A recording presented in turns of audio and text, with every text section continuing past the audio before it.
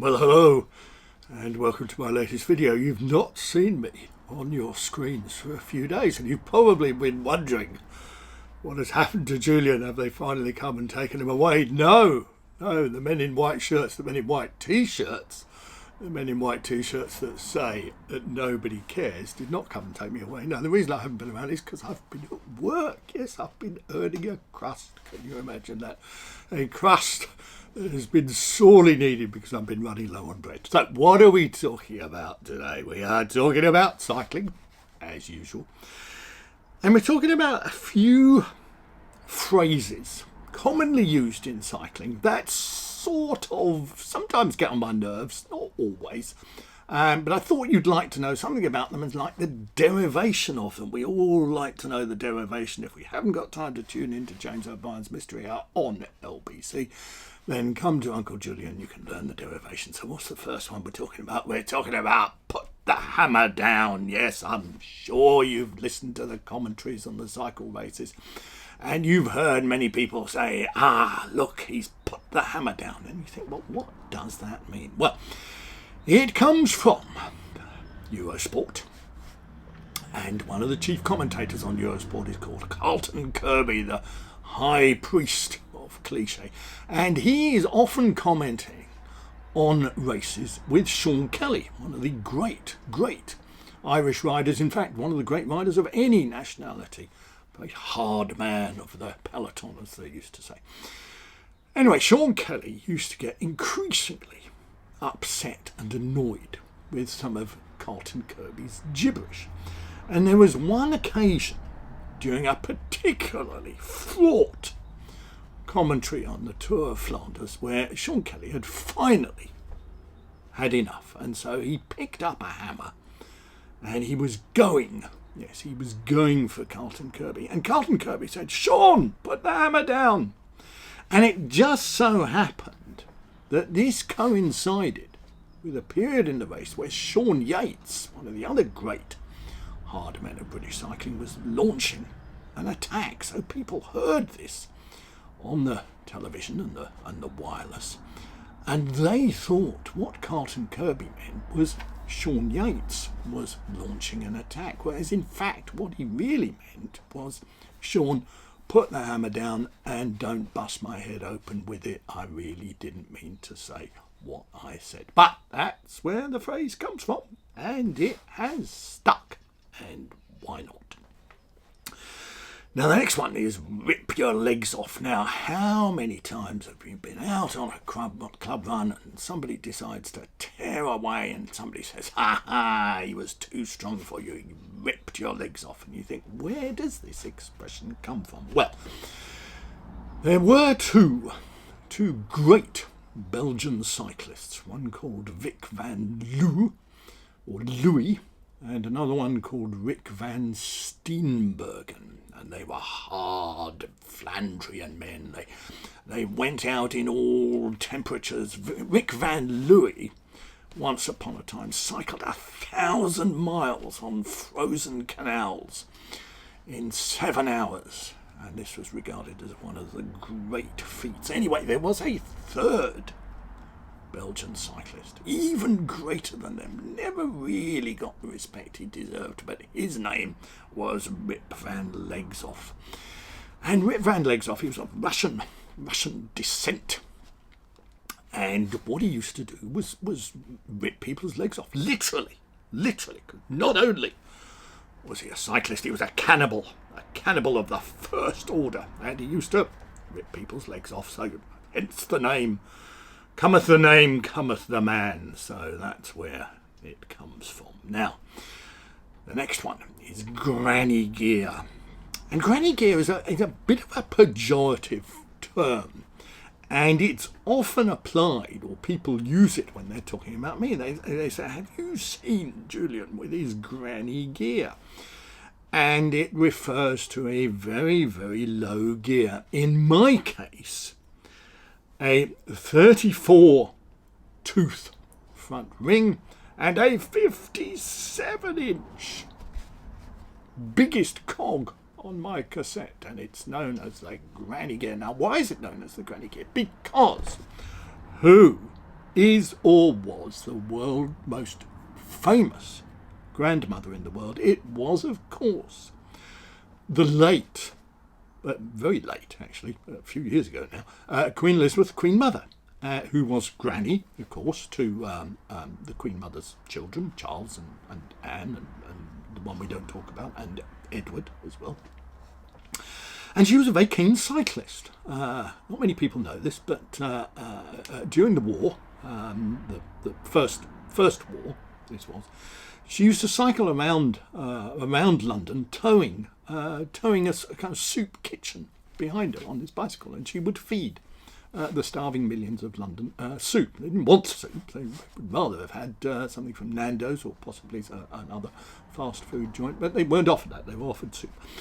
But in order to transport these vast quantities of soup through the East End of London, she needed to have a very low gear, and it was known as Granny's gear. So Granny gear is where the phrase comes from. Now, the next one is one that I really don't like at all, and that is pain cave. Now, it's come into use fairly recently, and it describes a place, sometimes a garage, sometimes a shed, sometimes a spare room in your house where you set up your turbo and you go in there and you suffer. So this is your pain cave.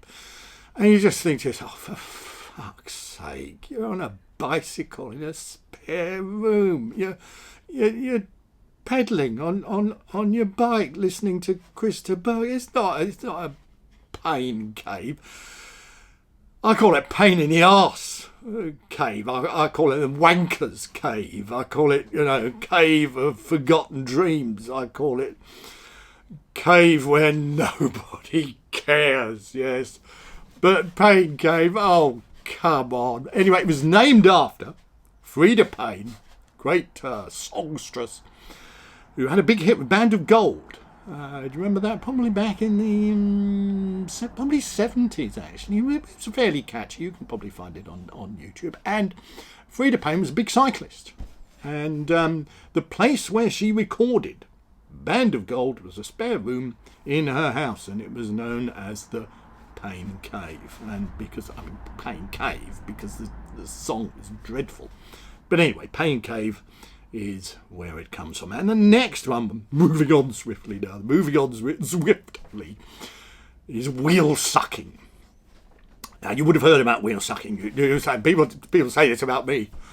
They say, do you know Julian? And somebody said, what, you mean the wheel sucker? And I'll say, yeah, the wheel sucker, yeah, with the granny gear, yeah, that's the one. Do I know him? Do I wish I didn't know him? And they said, well, what does that mean, wheel sucker? Well, you know those helium kind of things that young people and Channel 4 presenters, you go to a party and you have like a balloon of helium, and you go like that. You're talking this really fast, you're like a Haribo child. Do you know the voice? I can't do the voice because I can't talk in that kind of high voice. But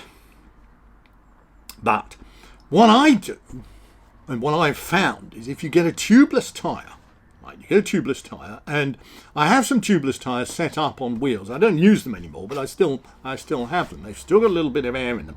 And what I do is I get the valve, okay, on the tubeless tyre on the wheel, and I go, oh. And does it not half give you a rush? Yes, it's a wonderful feeling, and I suggest you try. I suggest you don't get your children to try it, and I suggest you don't get elderly grandparents or maiden aunts or your Uncle Nigel not to do Julian's wheel sucking trick, because it only works. It only works in your pain cave. But it's great. Oh, I love it. And the last one I want to address today is half-wheeling. Have you heard this? Half-wheeling? You're out on a club run, you're riding with a group of people, and people say, stop half-wheeling. And you say, I'm sorry, was I half-wheeling? This often happens to me, actually. People talk to me in one of those kind of silly voice. And they say, stop half-wheeling, Julian. on your granny gear, wheel sucking. Well, I'm not usually doing that at the same time. I have been known, but not always. So what is half-wheeling? Well, half-wheeling is when you're riding beside somebody, right, like side by side, as you're obviously not supposed to do because it upsets BMW drivers and Audi A4 drivers and other drivers.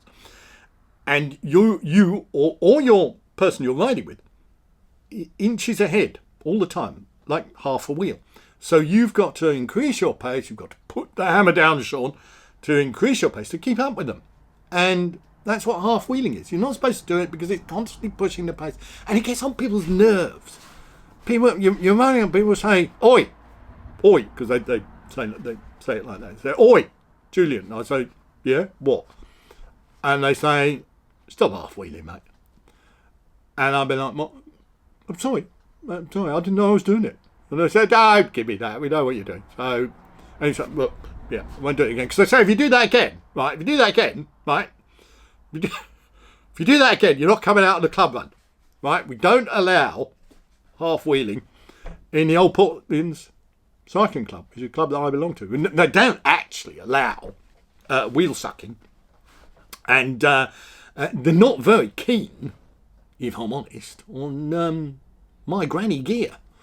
But when I use the granny gear, I have even been known, just to annoy people, to dress up in a not dissimilar way to the Queen Mother, the Queen Elizabeth, the Queen Mother. Not now, obviously, but as she dressed when she was cycling through the East End of London. So I do occasionally do that. I tend to do that for myself, just in the garage, but it passes the time, especially if I've run out of wheels to suck.